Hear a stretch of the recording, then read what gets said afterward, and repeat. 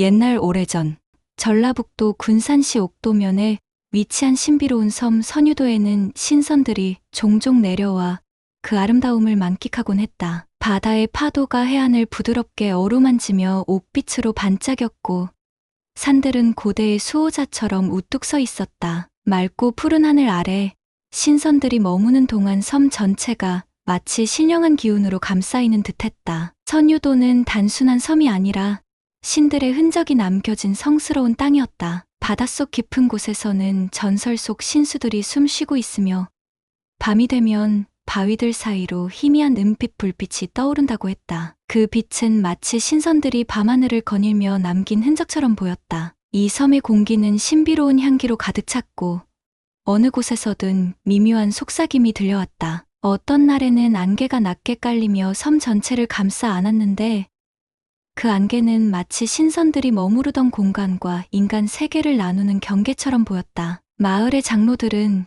이곳은 신선이 머무는 곳이기에 그 향기가 인간 세상을 덮을 때 그들과 가장 가까이 닿을 수 있다라고 이야기했다. 선유도 깊은 숲에는 신비로운 연못이 하나 있었다. 전설에 따르면 이 연못은 신선들이 내려와 목을 축이며 세상의 소음을 잠시 잊는 곳이었다. 물은 바닥이 보일 정도로 맑았으며 밤이 되면 은은한 푸른빛을 내뿜었다. 연못 주위에는 아무도 심지 않은 신령한 꽃들이 자라났으며 그 꽃들이 바람에 흔들릴 때마다 조용한 종소리와 같은 소리가 났다. 연못을 들여다보면 과거와 미래가 겹쳐 보인다고 했으며 연못 가까이 다가간 자는 자신의 운명을 엿볼 수도 있었다고 전해진다. 어떤 이들은 연못을 바라보는 순간 오래전에 잃어버린 가족을 보았다고도 했고 어떤 이들은 아직 일어나지 않은 미래의 한 장면을 본 뒤 그 길을 피하거나 대비할 수 있었다고 한다. 그러나 연못의 기운은 강력해서 이를 감당하지 못한 사람들은 혼란 속에 빠지기도 했다. 그러나 이 연못은 아무에게나 모습을 드러내지 않았다. 마음이 맑고 순수한 자만이 그 맑은 물속에서 신비로운 빛을 볼 수 있었다고 한다. 탐욕스럽거나 사악한 마음을 가진 이들은 연못을 보아도 단순한 물웅덩이처럼 보였으며 신령한 기운을 느끼지도 못했다. 마을에서는 이 연못을 보호하기 위해 특별한 의식을 치렀다. 해마다 달이 가장 밝은 날, 마을 사람들은 연못을 찾아 깨끗한 샘물을 떠놓고 신선들에게 감사를 표했다. 연못의 신비를 전하는 노래가 불렸고 가장 순수한 마음을 가진 아이가 연못 앞에서 소원을 빌었다. 그 소원은 반드시 신선들에게 닿아 마을에 축복을 내린다고 전해졌다. 오래전 한 소녀가 연못에서 신비로운 빛을 보았다는 전설이 있다. 그녀는 물속에서 찬란한 황금빛 비늘을 가진 용이 모습을 드러내는 것을 목격했다고 한다. 그것은 신선의 심부름을 하는 신령한 존재였으며 세상을 지켜보는 역할을 맡고 있었다. 이 이야기는 마을에 깊이 새겨져 연못을 더욱 신성하게 여기게 만들었다. 이처럼 신비로운 연못은 단순한 물이 아닌 선유도의 가장 신성한 장소 중 하나로 여겨졌다. 그곳을 찾는 이들은 항상 조심스러웠으며 신령의 가르침을 존중하는 마음으로 연못을 대했다. 이처럼 선유도는 그 자체로 신성한 기운이 감돌며 세상과 다른 차원의 세계가 연결된 듯한 신비로운 섬이었다. 하늘의 신선한 기운이 내려와 이 땅을 축복하며 그곳에 사는 마을 사람들은 자연과 조화를 이루며 살아갔다. 그들은 신선들이 내려오는 날을 기다리며 깨끗한 샘물을 떠놓고 향기로운 꽃과 과일을 바치며 간절히 기도했다. 병든 가족이 있다면 신선들이 내려와 치유해 주기를 바라며 다가올 계절의 풍년을 기원하기도 했다. 아이들은 신선이 남긴 흔적을 찾아다니며 마치 신비한 보물을 찾는 듯이 즐거워했고 노인들은 옛 전설을 들려주며 신선들의 신비로운 능력을 찬양했다. 이 섬을 찾는 신선들은 저마다 다른 모습을 하고 있었다. 구름 위를 거니는 백발의 노신선, 바다의 파도를 다스리는 푸른 옷의 신선, 달빛 속에서 춤추는 여신선 등 다양한 존재들이 전해졌다. 그들은 인간들에게 신비로운 선물을 내려주거나 어려움에 처한 이들을 도와주었다. 신선들 중 어떤 이는 마을의 아이들에게 학문을 가르쳤고 또 다른 이는 농사를 짓는 법을 알려주었다고 한다. 이러한 이야기는 마을 사람들의 삶 속에 깊이 스며들어 전설이 되었으며 그들은 언제나 신선들이 다시 내려오기를 기다리며 정성을 다했다. 마을 어귀에는 신선이 다녀갔다는 흔적이 곳곳에 남아 있었다. 오랜 세월 동안 사람들이 기도하며 다듬어 놓은 바위는 신성한 기운을 머금은 듯 부드럽게 빛났고, 샘물 근처의 나무들은 영롱한 빛을 머금은 채 신비로운 기운을 발산하고 있었다. 때때로 하늘에서 내려오는 희미한 황금빛 구름들은 신선들이 여전히 이곳을 찾고 있다는 증거처럼 보였다. 어느 날 바람이 잔잔하게 불던 저녁, 마을 사람들은 숲속 깊은 곳에서 희미한 음악 소리를 들었다. 누구도 그 소리의 정체를 알지 못했지만 그것은 마치 신선들의 노래처럼 들렸다. 일부 사람들은 신성한 바위 근처에서 기도하며 그 음악이 그들의 기도를 들어주는 신선들의 응답일지도 모른다고 믿었다. 마을 어귀에 있는 오래된 나무 아래에는 종종 신비로운 꽃이 피어났다. 이 꽃들은 한밤중에만 빛을 발하며 마을 사람들은 이를 신선의 꽃이라 불렀다. 신선의 꽃을 찾으면 1년 내내 행운이 따를 것이라는 전설이 전해지면서 해마다 많은 사람들이 이 꽃을 찾아 헤매곤 했다. 때때로 어떤 이들은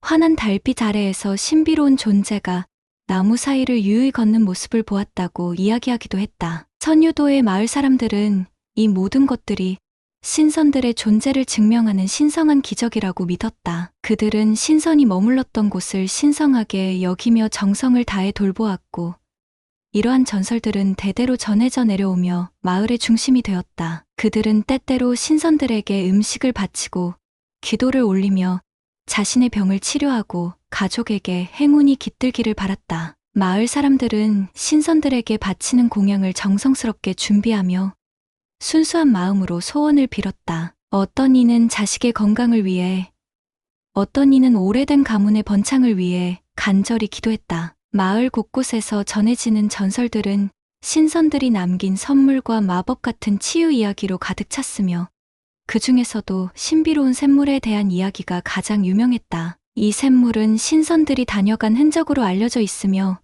한 방울만 마셔도 병이 낫고 기운이 넘친다고 전해졌다. 어떤 이들은 한밤중에 은은한 빛이 물 위를 감싸는 것을 보았다고 했으며 이는 신선이 다녀간 증거라고 믿었다. 이뿐만 아니라 마을에는 신선이 인간에게 준 선물로 전해지는 한 쌍의 옷반지가 있었다. 이 반지는 평소에는 보통 옷반지와 다를 바 없었으나 위기의 순간 착용자가 큰 위험에서 벗어날 수 있도록 보호해주는 신비한 힘을 가졌다고 한다. 전설에 따르면 이 옷반지는 신선이 직접 마을의 수호자로 선택한 이에게 하사한 것이라 전해진다. 옛날 마을이 극심한 가뭄에 시달릴 때 신선이 하늘에서 내려와 마을의 가장 착한 아이에게 이 반지를 맡겼다. 아이가 반지를 끼자 땅이 갈라지며 맑은 샘물이 솟아올랐고 마을 사람들은 기뻐하며 감사를 올렸다. 그 후 이 반지는 마을의 중요한 갑오로 전해졌으며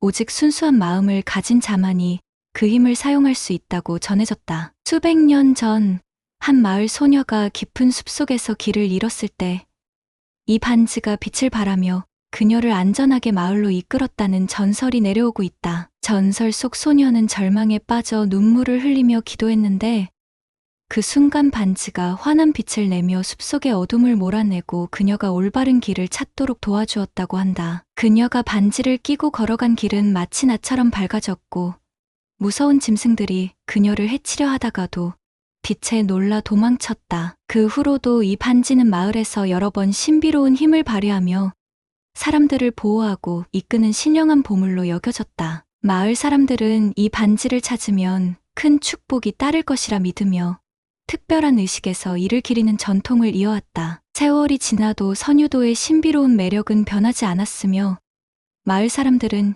신선의 축복을 받기 위해 매년 특별한 의식을 거행했다. 이 의식에서는 가장 맑은 샘물을 떠다 신성한 제단에 올리고 향을 피우며 하늘을 향해 감사의 기도를 올렸다. 어른들은 신선들이 남긴 전설을 아이들에게 들려주며 그 신비로움을 후손들에게 전하는 것을 매우 중요하게 여겼다. 이러한 전통과 신비로운 이야기들은 선유도를 더욱 특별한 장소로 만들었으며 이곳을 찾는 모든 이들에게 깊은 감동과 경외감을 불러일으켰다. 그러나 선유도의 깊은 숲속에는 어둠이 도사리고 있었다. 그것은 바로 눈처럼 새하얀 털과 피처럼 붉은 눈을 가진 천년 묵은 구미호였다. 이 무시무시한 존재는 강력한 마법을 지니고 있었으며 교활하게 사람들을 속여 잡아먹곤 했다. 구미호는 변신술에 능했고 순진한 마을 사람들을 현혹하여 자신을 돕게 만들곤 했다. 때때로 아름다운 여인의 모습으로 변의 길을 잃은 행인을 유인했고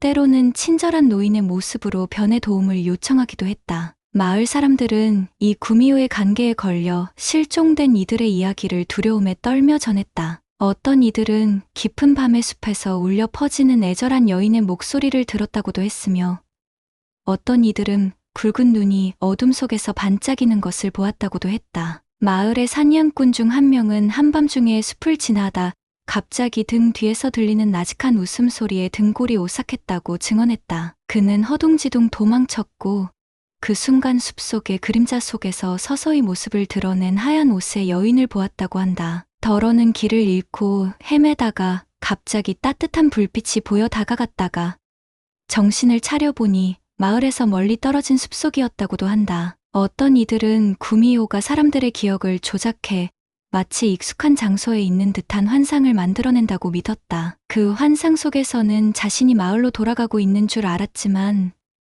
한 걸음 내디딜 때마다 숲속의 안개가 더욱 짙어지며 미로처럼 길이 꼬였다고 한다. 숲속에서 길을 잃은 이들은 모두 같은 증언을 했다. 그곳에는 하얀 옷을 입은 여인이 있었다. 하지만 그 눈은 붉고 그 미소는 섬뜩했다. 그녀의 웃음소리는 차갑고 기이했으며 그녀의 모습은 마치 안개처럼 흔들리며 사라졌다고 전해진다. 어떤 이는 그녀가 손짓하며 자신을 부르는 모습을 보았다고 했으며 또 다른 이는 그녀가 울먹이는 목소리로 애처롭게 도와달라고 했다고도 했다. 그러나 그녀에게 다가가려는 순간 눈앞에서 형체가 사라지고 어느새 깊은 숲속에서 길을 잃은 자신을 발견했다는 증언이 많았다. 때때로 마을의 사냥꾼들이 구미호의 흔적을 발견했다고도 한다. 새벽이 되면 나무 위에 길게 긁힌 흔적이 남아 있었고 짙은 밤하늘 아래에서 수상한 빛이 언뜻언뜻 나타났다가 사라지기도 했다. 어떤 이는 숲속을 지날 때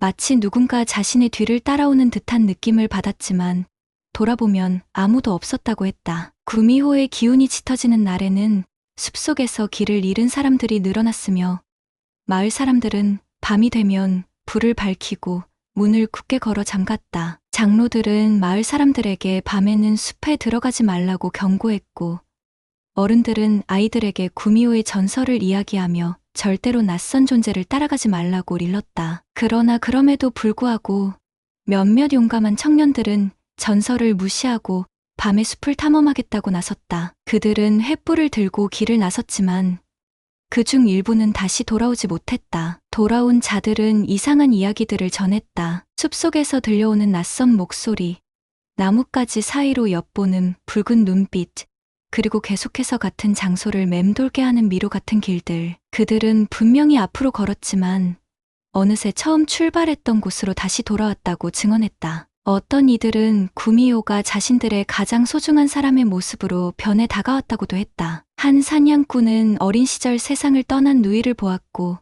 그녀가 손짓하며 다가오라고 했다고 한다. 그는 한순간 마음이 흔들렸지만 가까이 다가가자 그녀의 눈이 붉게 빛나며 날카로운 손톱이 드러났다고 한다. 다행히도 그는 간신히 몸을 돌려 도망칠 수 있었으나 이후로도 그 장면이 악몽처럼 머릿속에서 떠나지 않았다고 했다. 이런 사건들이 이어지자 마을 사람들은 더욱 경계하며 밤이면 서로 모여 불을 밝히고 기도를 올렸다. 장로들은 오랜 신성한 의식을 되살려 신령에게 보호를 요청하는 제사를 지냈고 사람들은 한마음으로 안전을 기원했다. 밤이 깊어질수록 바람이 세차게 불고 숲속에서는 알 수 없는 속삭임이 들려왔다. 그리고 그날 이후 구미호는 더욱 깊은 숲속으로 모습을 감추었다. 그러나 아무도 그것이 진정한 평온인지 아니면 더 큰 위협이 다가오고 있는 것인지 알지 못했다. 어떤 마을 주민은 구미호가 아이들의 모습으로 변해 불쌍한 표정을 지으며 도움을 청하는 경우도 있었다고 한다. 한 노파는 숲속에서 길을 잃고 울고 있는 아이를 발견해 가까이 다가갔으나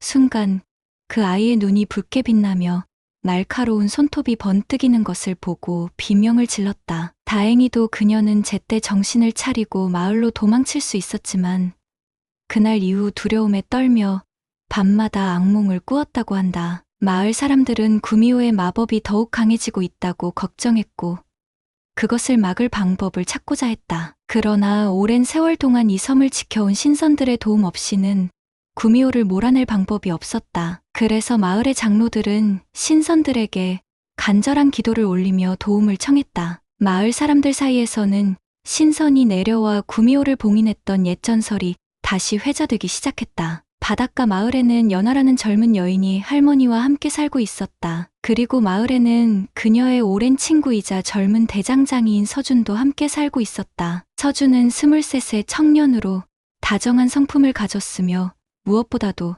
철을 두드리는 것을 사랑했다. 그는 부드러운 손길로 단단한 쇠를 다루는 능력이 뛰어나 마을 사람들은 그를 칭찬하며 그의 솜씨를 자랑스러워했다. 서준은 연화를 어린 시절부터 알고 지냈으며 그녀를 아끼고 보호하고 싶어 했다. 그는 연화가 숲을 바라보며 고민할 때마다 조용히 다가와 그녀의 어깨를 토닥이며 걱정하지 말라고 다독이곤 했다. 20살이 간 넘은 그녀는 아름다울 뿐만 아니라 지혜로웠으며 마을 사람들에게도 친절하고 인정이 많았다. 어린 시절 부모를 잃고 할머니의 손에서 자란 그녀는 늘 할머니의 말씀을 소중히 여겼다. 할머니는 연화에게 조용하고 평온한 삶을 살아가기를 바랐다. 마을 사람들은 연화를 아끼며 그녀가 마치 신선이 보내준 아이인 것처럼 소중하게 여겼다. 그녀의 웃음소리는 사람들에게 기쁨을 주었고 그녀가 가는 곳마다 꽃이 피어나는 것처럼 보였다. 하지만 연화의 마음속에는 언제나 깊은 궁금증과 용기가 자리 잡고 있었다. 특히 숲속 깊이 들어가지 말라는 경고를 가슴에 새겼다. 어릴 적부터 할머니는 숲이 얼마나 위험한 곳인지 이야기해 주었다. 밤이 되면 숲에서는 신비로운 소리가 들려왔고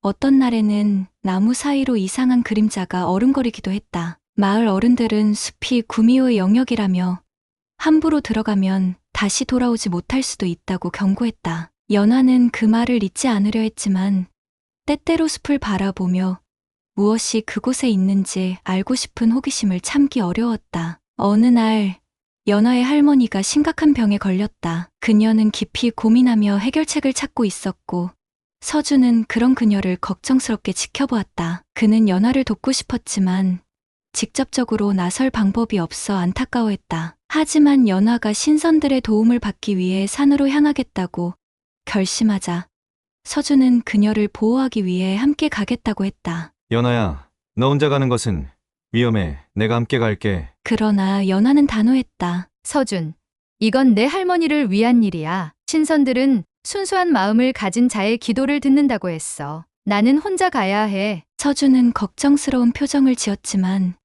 연화의 결심을 이해하고 그녀가 무사히 돌아오기를 바랐다. 그러나 그는 단순히 마을에서 기다릴 수 없었다. 그녀를 향한 마음이 더욱 강해졌고 무언가 잘못될 것 같은 불안감이 마음을 짓눌렀다. 연화가 떠난 뒤 서준은 깊은 고민에 빠졌다. 그는 그녀가 마을로 돌아올 때까지 무작정 기다릴 수 없었다. 어린 시절부터 함께 자라며 그녀를 바라보던 순간들이 떠올랐다. 연화가 웃을 때면 마을이 더욱 따뜻하게 느껴졌고 그녀가 슬퍼할 때면 그의 가슴도 무거워졌다. 이번에도 그녀가 혼자 힘든 길을 가는 걸 그냥 둘 수 없었다. 마침내 서준은 결심했다. 자신도 연화를 따라 산으로 향하기로. 어떤 약초나 치료법도 소용이 없었고 마을의 의원들조차 희망을 잃은 듯 보였다. 절박한 연화는 신선들이 종종 내려온다는 산으로 향하기로 결심했다. 손수 준비한 재물가 딴 과일, 떡, 맑은 샘물을 바구니에 담아 길을 나섰다. 그녀가 떠난 후 서준은 칼과 등을 챙겨 뒤따랐다. 비록 그녀 몰래 가는 길이었지만 그는 그녀를 보호해야 한다는 생각뿐이었다. 서준은 멀리서 연화의 뒷모습을 바라보며 묵묵히 걸었다. 혹시라도 위험이 닥치면 그는 그녀를 지켜낼 준비가 되어 있었다. 그렇게 그는 연화를 몰래 뒤따라 숲속으로 사라졌다. 그녀는 깊이 고민하며 해결책을 찾고 있었고 서준은 그런 그녀를 걱정스럽게 지켜보았다. 그는 연화를 돕고 싶었지만 직접적으로 나설 방법이 없어 안타까워했다. 하지만 연화가 신선들의 도움을 받기 위해 산으로 향하겠다고 결심하자 서준은 그녀를 보호하기 위해 함께 가겠다고 했다. 연아야, 너 혼자 가는 것은 위험해. 내가 함께 갈게. 그러나 연화는 단호했다. 서준, 이건 내 할머니를 위한 일이야. 신선들은 순수한 마음을 가진 자의 기도를 듣는다고 했어.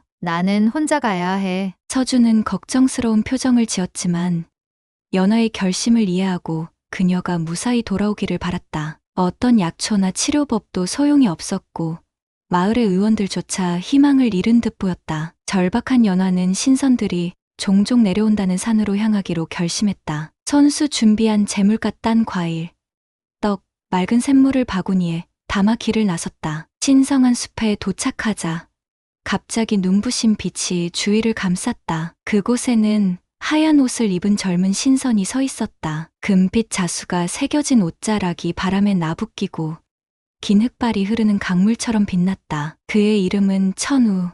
오랫동안 선유도를 지켜온 신령이었다. 그의 눈은 자애로웠지만 깊은 지혜가 담겨 있었고 목소리는 부드럽지만 강한 힘이 느껴졌다. 연하는 천우를 바라보며 간절한 마음으로 무릎을 꿇었다. 신령님, 제발 할머니를 구해주세요. 저는 어떤 대가라도 치를 준비가 되어 있습니다. 그녀의 눈동자는 결연했고 목소리에는 흔들림이 없었다. 천우는 그녀의 진심을 느꼈고 천상의 이슬 한 방울을 손에 올려 그녀에게 건넸다. 이것은 어떤 병도 치유할 수 있다.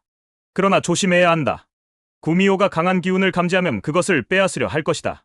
그 순간 숲이 흔들리는 듯한 소리가 들렸다. 천우는 하늘을 바라보며 조용히 덧붙였다. 너의 여정은 쉽지 않을 것이다. 하지만 너의 마음이 순수하기에 나는 너를 돕겠다. 그가 손을 흔들자 연하의 손목에 작은 보호 부적이 나타났다. 이것이 너를 지켜줄 것이다. 하지만 궁극적인 선택은 너의 몫이다. 연하는 고개를 끄덕이며 감사의 인사를 올렸다. 그녀는 한층 더 단단한 결심을 품고 다시 마을로 돌아갈 준비를 했다. 하지만 숲속 어둠 속에서 붉은 눈이 그녀를 지켜보고 있음을 그녀는 아직 알지 못했다. 연하는 깊이 감사하며 서둘러 마을로 향했다. 그러나 숲을 빠져나오는 길에 짙은 안개가 드리웠고 어디선가 달콤한 목소리가 들려왔다. 불쌍한 아이야. 어디를 그렇게 급히 가는 것이냐?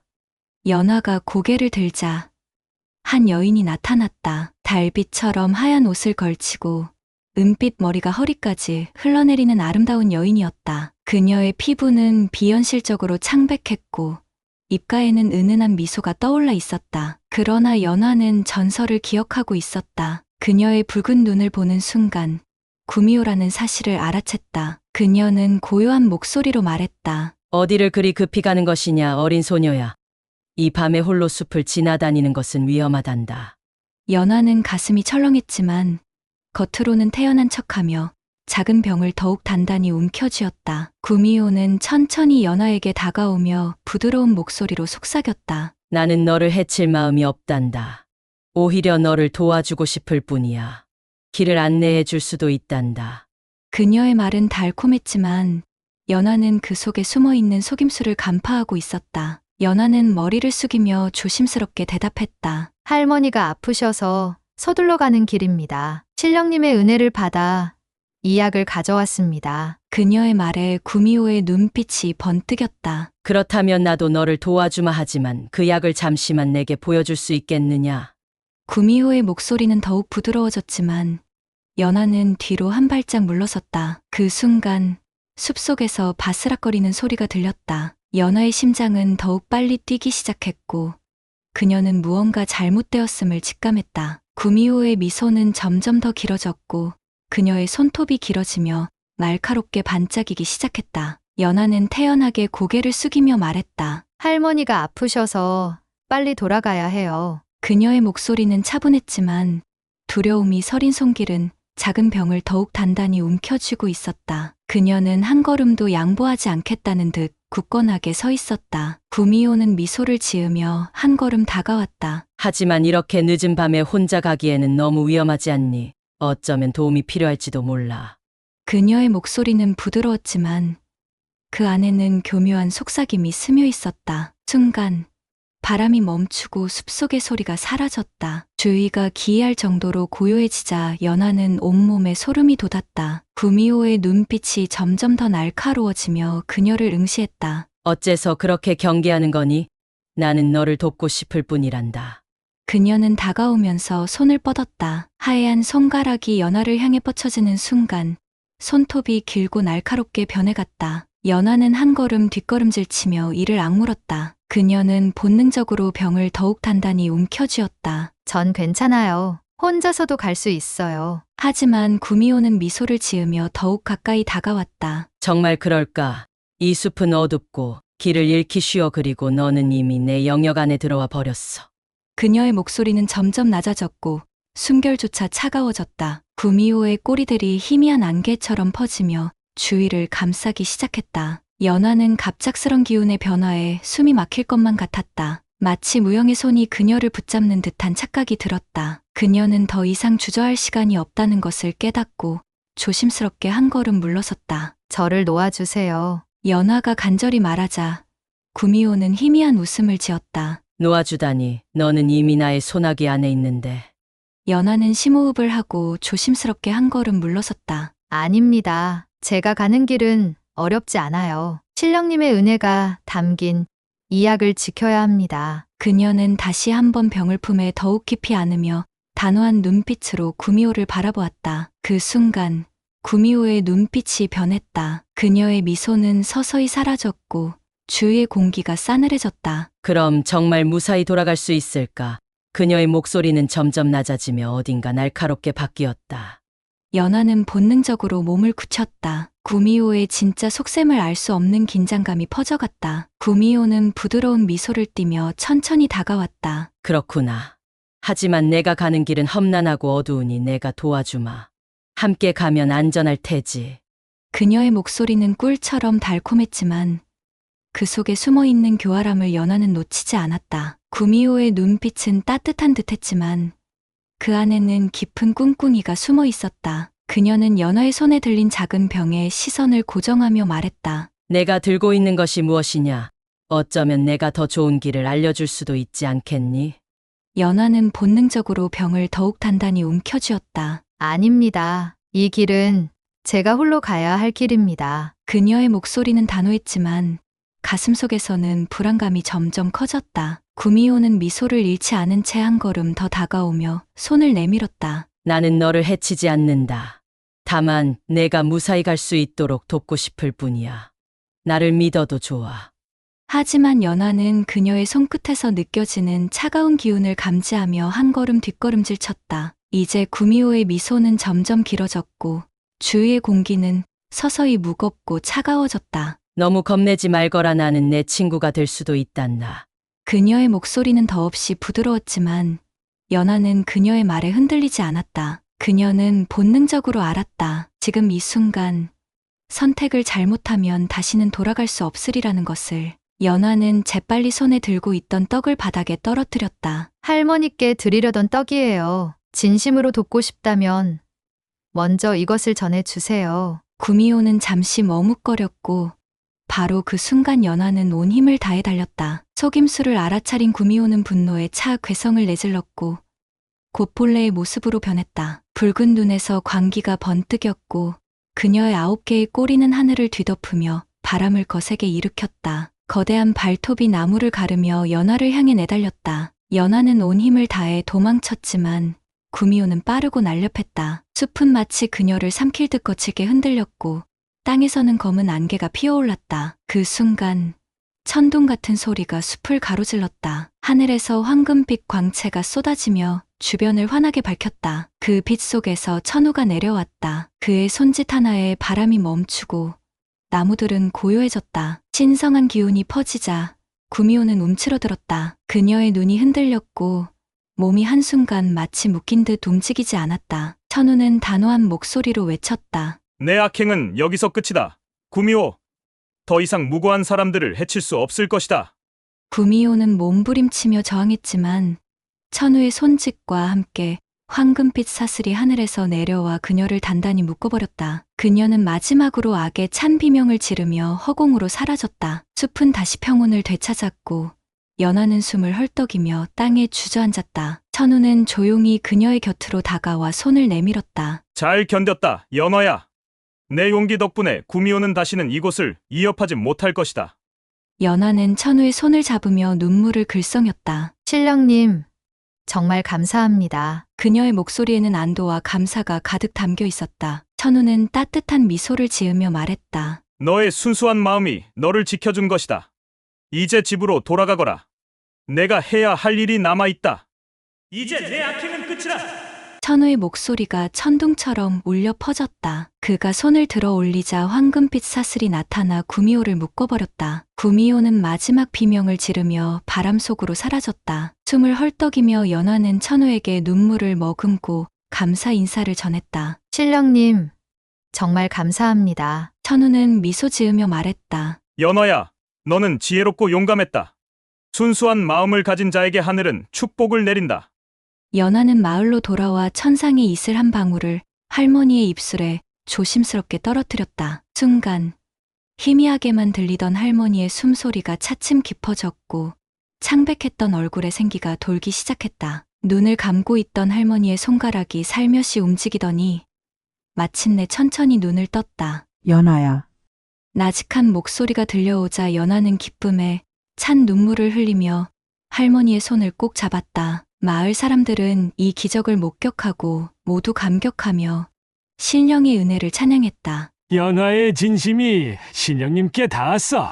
한 노인이 감탄하며 말했다. 마을 사람들은 환희에 차서 축제를 열었다. 향을 피우고 감사를 담아 제단에 음식을 올리며 모두가 함께 기쁨을 나누었다. 연화는 할머니의 곁을 지키며 조용히 속삭였다. 할머니, 이제 괜찮아요. 우리 오래도록 함께해요. 할머니는 부드러운 미소를 지으며 연화의 손을 꼭 잡았다. 그날 이후 선유도의 사람들은 매년 연화와 신령님에게 감사하는 축제를 열었고 그들의 용기와 신령의 은혜는 오랫동안 전설로 남아 선유도를 더욱 신비로운 섬으로 만들었다. 그날 이후 천우는 종종 선유도로 내려와 마을을 지켜보았다. 그는 바람과 함께 모습을 드러내고 때로는 안개 속에서 희미한 그림자로 마을을 감쌌다. 선유도의 밤하늘에는 때때로 은은한 빛이 감돌았고 마을 사람들은 그것이 천우가 다녀간 흔적이라며 숭배했다. 바닷가의 잔잔한 파도 소리 속에서도 마을 사람들은 그의 속삭임을 들을 수 있다고 믿었으며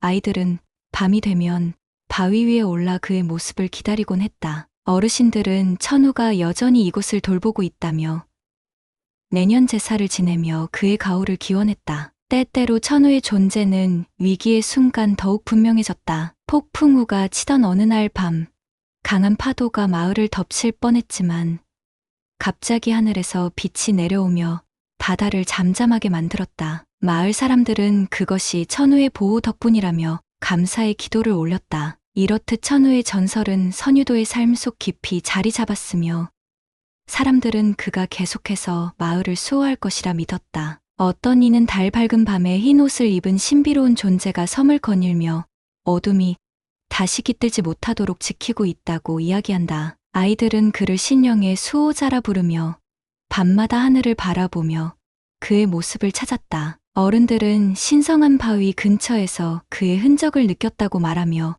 경외의 기도를 올렸다. 때로는 늦은 밤, 바닷가의 파도가 고요해지고 바람이 멎을 때 천우가 남긴 듯한 희미한 발자국이 모래 위에 남아있기도 했다. 사람들은 그것을 보고 신령님이 다녀가셨다며 경건하게 인사를 올렸다. 그리고 마을 사람들은 여전히 전설을 이야기했다. 신령님은 연화를 위해 왔지만 결국 우리 모두를 지켜주시는 분이시다. 선유도는 그날 이후로 더욱 신비로운 섬이 되었고 사람들의 마음속에는 언제나 천우의 전설이 살아 숨쉬었다. 이렇게 선유도의 구미호와 신선의 전설은 지혜와 용기, 그리고 하늘의 축복을 전하는 이야기로 전해지게 되었다. 이는 선유도에 전해지는 수많은 전설 중 하나일 뿐이다. 마을 어르신들은 신비로운 존재들이 이곳을 수호한다고 믿으며 신선과 구미호뿐만 아니라 용이 하늘로 승천했다는 이야기, 바다에서 솟아난 신령한 돌이 마을을 보호했다는